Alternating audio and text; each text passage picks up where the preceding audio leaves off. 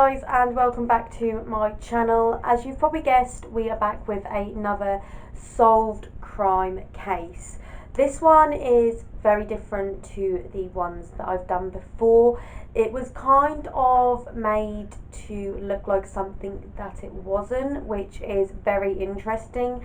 But I'd also just like to put a disclaimer out there that obviously this murder is a little bit different to any of the other murders as well, because it actually involves an unborn child as well. So just a little disclaimer out there that obviously we will be talking about murder, possible suicide. I just like to say as well that everything that I am about to say is all public information I've got from public sources, so I am only going by what I can find on the internet.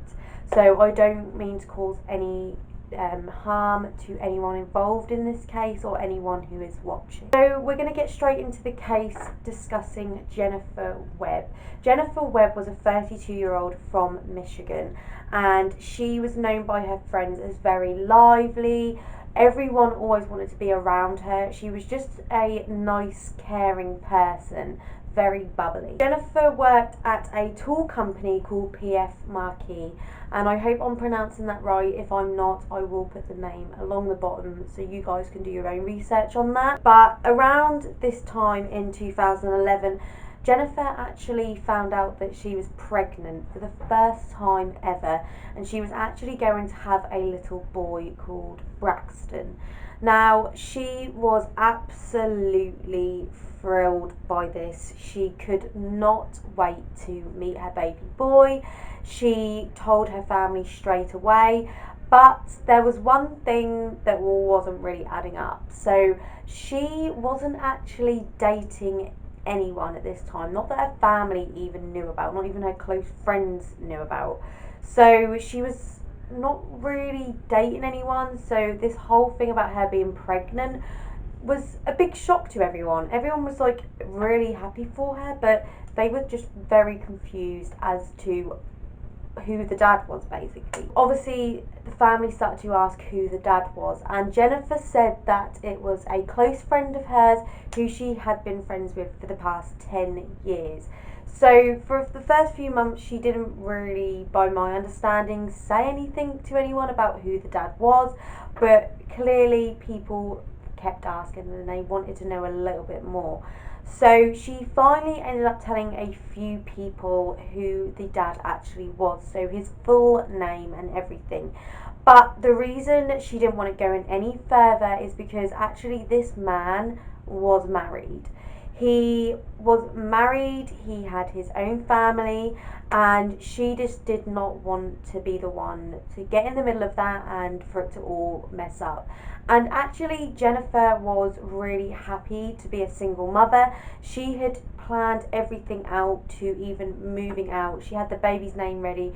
She told everyone that she just wasn't that fussed if the dad wanted to be involved or not.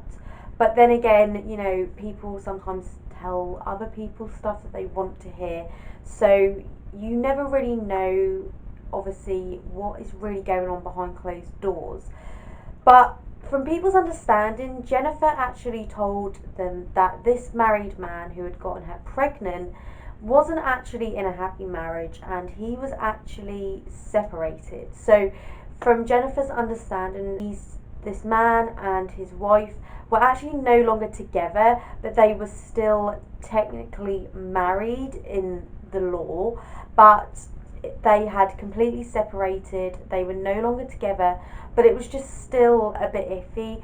And from my understanding, it might have been because when people want to get divorced, if they find out that, you know, they've been cheating in the marriage, then it might end up a little bit more one-sided. So that may have been a reason as to why Jennifer didn't want people to be going around basically saying who the baby's dad was. The date was the 30th of August 2011, and Jennifer actually was going to see her friend after she had finished doing all her chores, work, anything like that. She was going to go see her friend Andrea, who had actually just given birth to twins, and as you can imagine, that is probably a little bit of a handful. So Jennifer, being the kind person that she is, wanted to go and give her friend some support, see how she was doing, and if there was anything that she needed help with, whilst Jennifer could, obviously, because at this point Jennifer was 8.5 months pregnant herself, so they were both going to soon have their hands full. Jennifer had stayed around Andrea's for a few hours, and then she actually said to Andrea that she had to go because she was actually meeting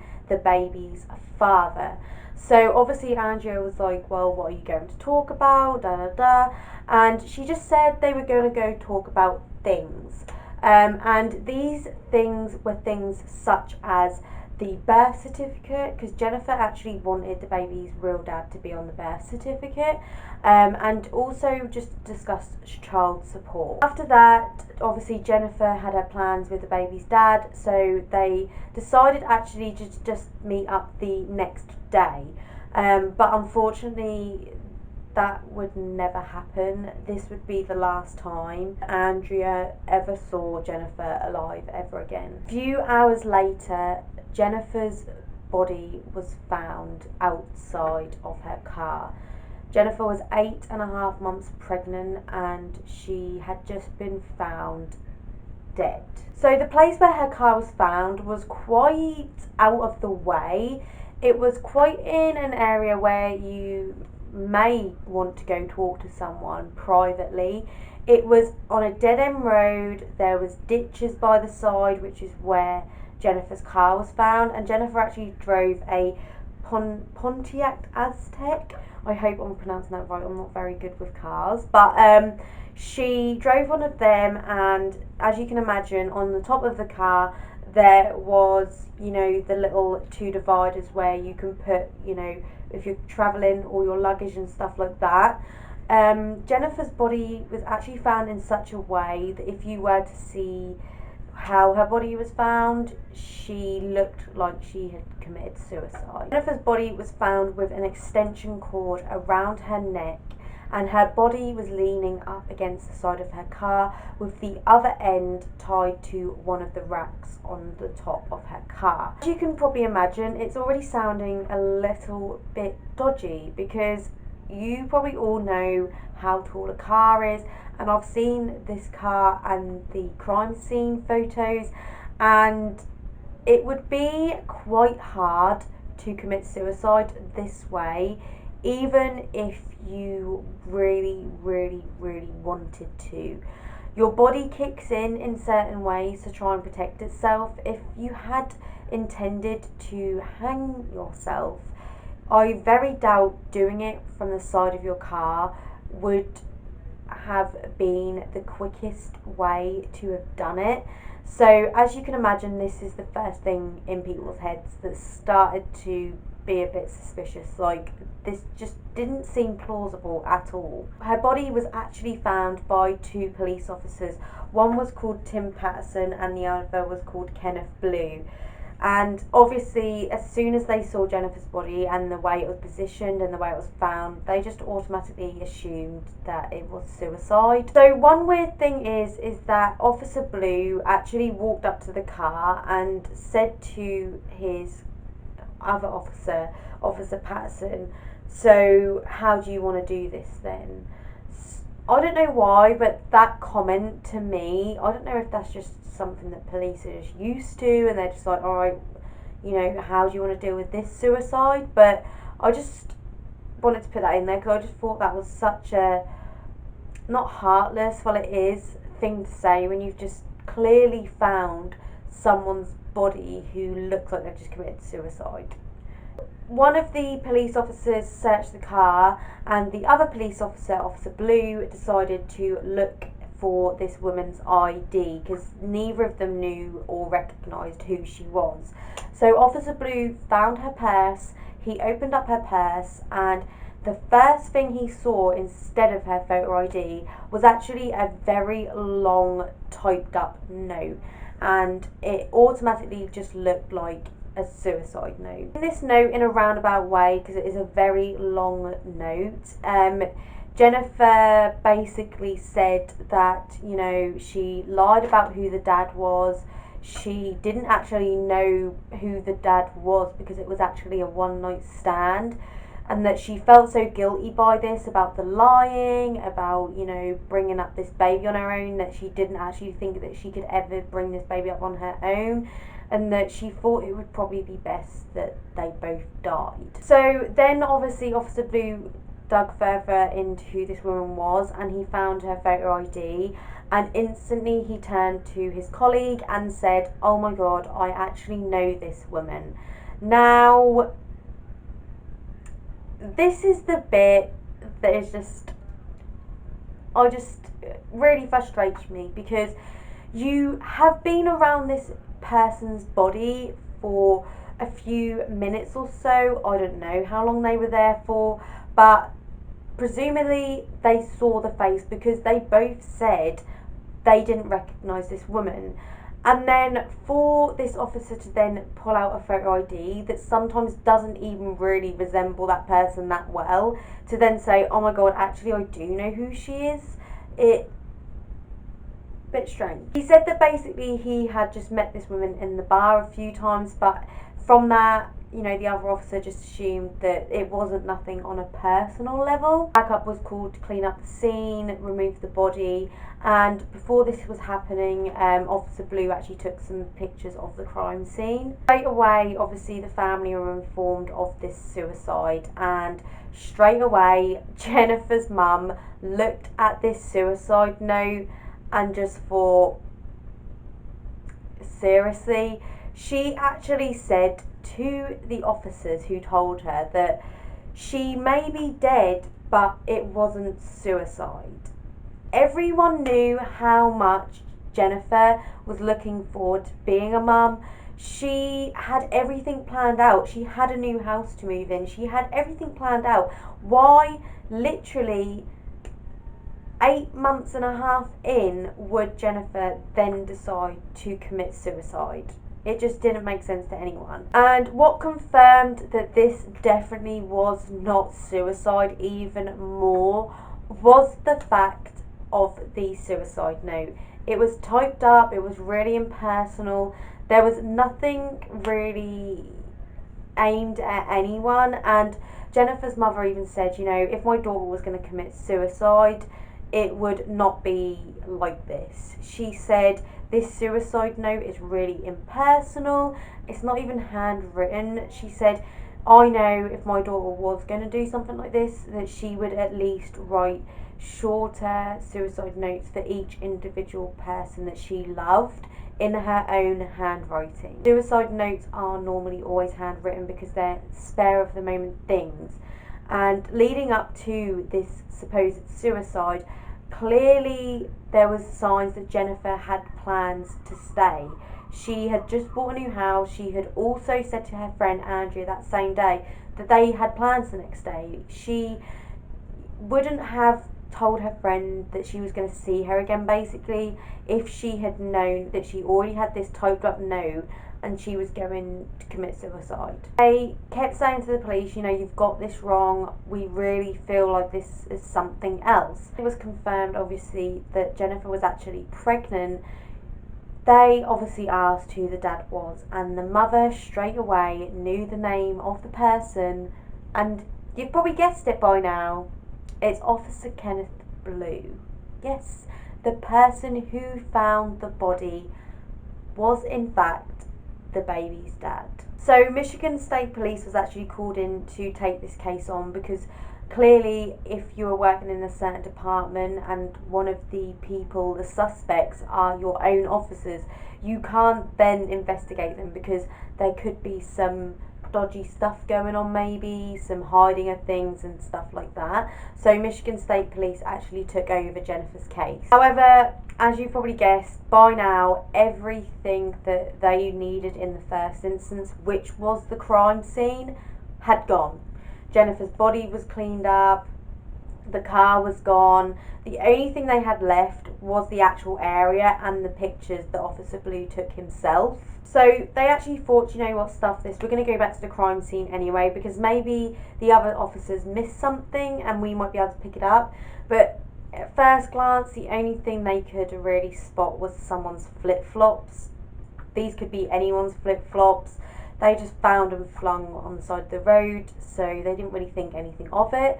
However, another officer decided just to take a little walk up this dead-end road, like just to clear their heads a bit, because, you know, this was going to be a difficult case to look into as there was nothing they could really view. And on his journey, he actually found the end of a cigarette butt. He walked up a little bit more and he found a charm, kind of like a little charm like this, that had fallen off a necklace or a bracelet. And near that area was also spots of blood. The other officer who was with Kenneth Blue that night, Tim Patterson, who found the body, was interviewed about the whereabouts of that night and what actually happened leading up to the discovering of Jennifer's body. And he said that night that Kenneth actually ignored multiple calls. He'd been calling him all night, asking where he was, because, you know, they had their shift together. So he actually had decided to go and try and find Kenneth himself. So he actually went to this one spot where he knew Kenneth would always go just to chill out, to take his breaks. And what do you know it? It's actually in the same area where Jennifer's body was found. So he said that he drove up to this area and he instantly saw Kenneth's car and then this other car in the ditch. When he got out of the car, he said to Kenneth, like, what is going on? And Kenneth basically said, like, oh my god, I was literally about to call you. I've just drove down here and found this woman supposedly just commit suicide. Tim also wanted to mention that he thought that Kenneth looked a little bit on edge. He looked a little bit sweaty, tired, kind of not really with it. So this is when the evidence against Kenneth really just starts to pile up.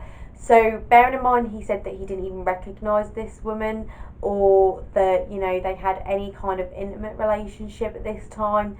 His phone number was actually found in Jennifer's phone under the name Ken Cop Boo, and Boo is normally used as like a kind of like nickname for a lover or something like that, like baby or babe, boo.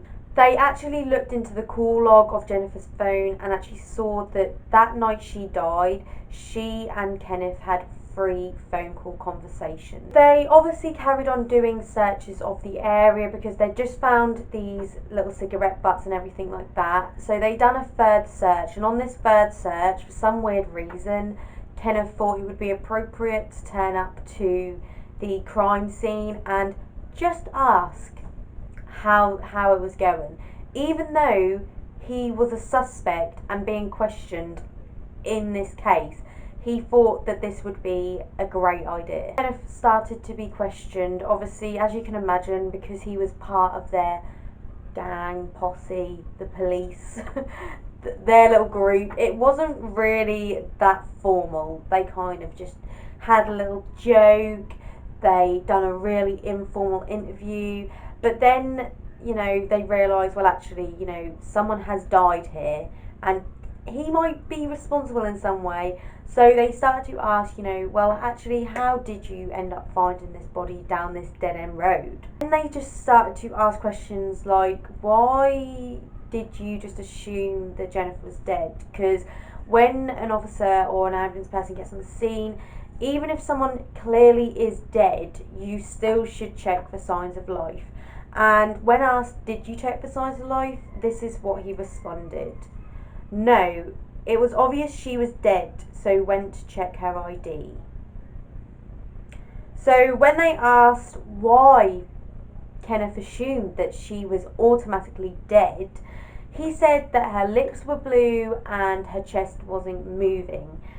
So then that started to ask the question, well, if you were that close to her to see that her lips were blue and her chest wasn't moving, then how come you didn't recognise that this was the person that you'd met at this supposed bar a few times? Just to add even more confusion to this case, even after saying that him and Jennifer only knew each other because he'd met her at the bar a few times, he actually went on to say that him and Jennifer in fact known each other for 10 years. 10 years, he said.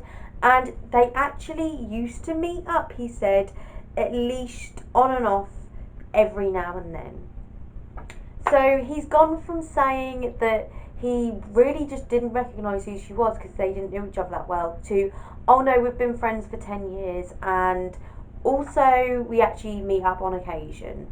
But for some reason, he didn't recognise that was her body. He said the reason he didn't recognise it was her is because he was in cop mode and that he automatically just wanted to try and identify her, which surely you would just look at the person and think, you know, let's try and identify this person, let's look at their face. He said also the reason he didn't recognise it was her because she wasn't done up like she usually was. He said her hair was a mess, he'd never seen her like that before.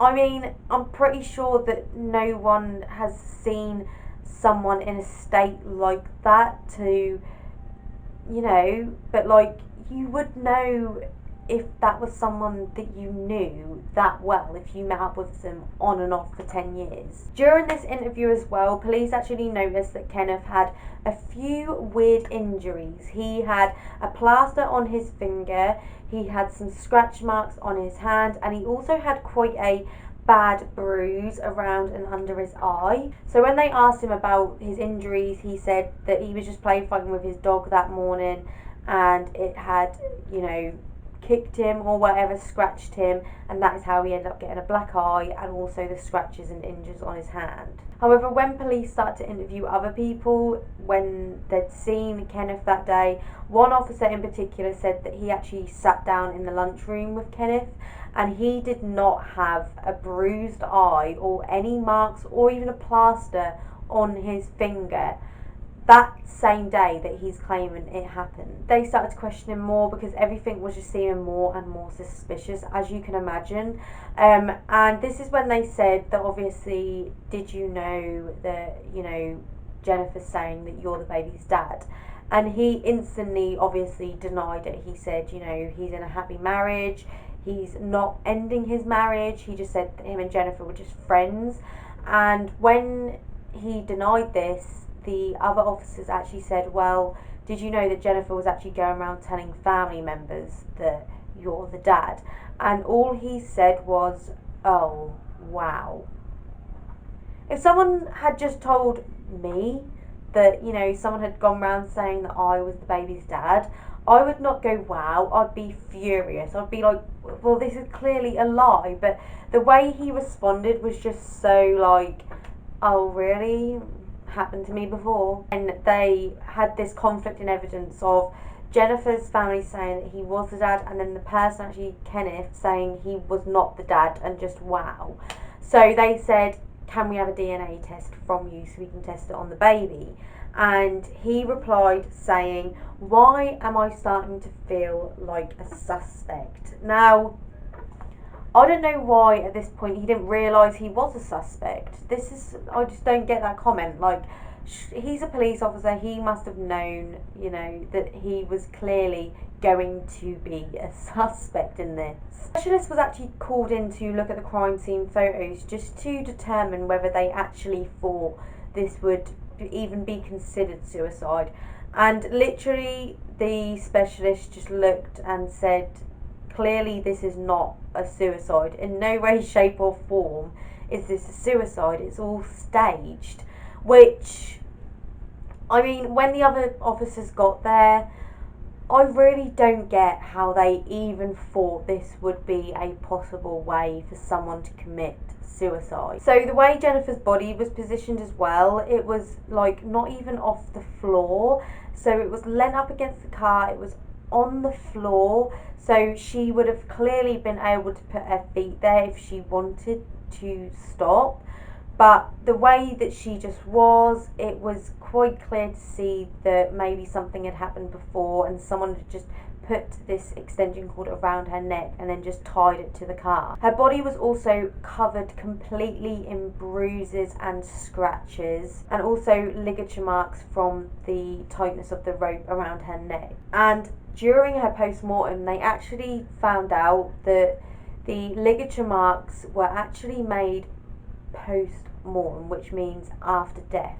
So they were 100% sure that Jennifer was actually dead even before this rope was wrapped around her neck. So from the way of the bruising on her neck, they had determined that someone would have had to choke hold Jennifer, so kind of just like this, kind of a way of military kind of style choking.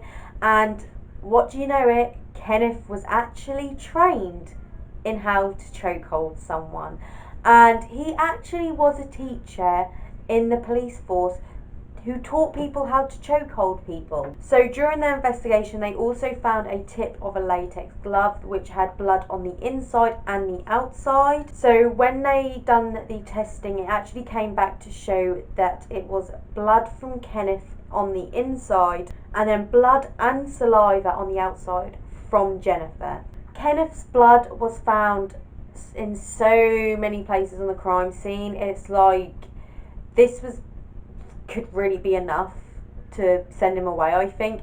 It was found on the road, it was found in the car, outside the car, it was found literally anywhere and everywhere, which I'm just like, for a police officer to just, bleed everywhere and him just to say that, oh no, I just turned up here, like, clearly not. Not only was it found in all these places, the blood was found on the extension cord that was wrapped around Jennifer's neck.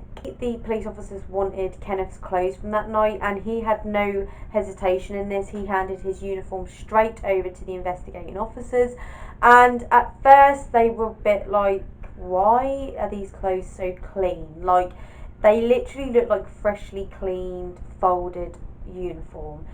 So when they went back and actually searched and said to him, like, we don't think these are the clothes you wore that night, they actually found his bloodied clothes stuffed underneath his seat in his car. And when they tested this blood, it was all of Kenneth's blood. They were looking at the car, they obviously tested for a lot of fingerprints, and they actually found one bloody fingerprint in the car. And this fingerprint actually had like an indentation on it, so there was kind of like a chunk of the fingerprint missing basically. And what this indicates is that basically that this person would have had a fresh injury, because of the blood coming out there wouldn't have been any indentation left, so therefore there was a fresh injury occurring. And as you can imagine, they added one and one together and got two, which, as you guessed, the tip of the glove. They were guessing that maybe Jennifer, in a struggle, bit off the tip of this glove, in the meantime taking away a bit of Kenneth's skin with it, causing this injury. So when they actually fingerprinted Kenneth, they actually realised that this fingerprint, the exact same finger, had the exact same indentation mark of the one they found in the car, and it was actually the finger that he had tried to put in a plaster. So the cigarette butt that was initially found in the second search by the Michigan police had Kenneth's DNA on it. The charm that was found was Jennifer's, and the blood that was found on the floor was also Jennifer's blood. The police put their own theory together, and they basically, from all the information they got, assumed that Jennifer went to go meet Kenneth to discuss things like child support and also putting his name on the birth certificate, and they think that maybe this just was not what Kenneth wanted. He wanted to stay with his wife, and if this came out about the baby, that obviously the marriage would be over. They feel it was definitely premeditated, and I'll go into that in a minute. They feel that they got into a bit of a disagreement. He then got physical with her, started to choke her, which then caused her to try and fight back, causing the injury on his finger. Police then think that obviously he overcome Jennifer, and unfortunately she passed away from being choked and suffocated. He then put her body in the car and drove her to another location. he then set up this crime scene and tried to make it look as much as a suicide as he possibly could. They also searched Kenneth's home for any extra evidence they could find, and what do you know it, the extension cord that was wrapped around Jennifer's neck was actually found in Kenneth's home, and there was actually one space of extension cord missing and replaced with a different type of extension cord, which they thought was a little bit strange, because why would you have all the exact same extension cords and then have just one in the middle that did not match up to the rest of them, and then the one that could have been there is the exact same type that was wrapped around Jennifer's neck. They also found on his search history best ways to commit suicide and also vascular compression strangulation. I mean, just arrest him now, because clearly this man killed Jennifer. Just, if this is not already enough evidence for you guys, there's more. There is more evidence. So the suicide note was tested for fingerprints, and what do you know it? Every single fingerprint that was found on that suicide note was Kenneth's. Not one fingerprint of Jennifer's was found on that suicide note that she supposedly typed. And also, the fingerprints that were found on this suicide note didn't have any indentations on, which shows that the suicide note was handled way before the attack, way before he even got this injury on his finger. Kenneth was arrested and he was sent to prison for life without parole, which, thank God, because clearly this is not someone who should be in the police force, who should be protecting us, who should be wanting to keep us safe. He has just taken away a person who was going to be a mother, who was looking forward so much to bringing her son into this world, and he's just gone and taken both of them away. But it doesn't end there, guys. Clearly it doesn't end there. So, you know, not that Jennifer and her poor young baby that have just died because of this disgusting human being, and I'm sorry, I know people don't like to say stuff about people, but he clearly did commit this crime. It clearly was not a suicide. All the evidence points towards Kenneth. He hid evidence and he had injuries, for God's sake. His DNA was everywhere. Even on a suicide note that should have had the person who committed the suicide, they couldn't even find their DNA on it, but they found Kenneth's. And now we've got Kenneth's lovely sister. I'm sure she is lovely, but we've got Debbie on the scene, okay, who's Kenneth's sister, and she said that there is not enough evidence to convict her brother of this possible murder.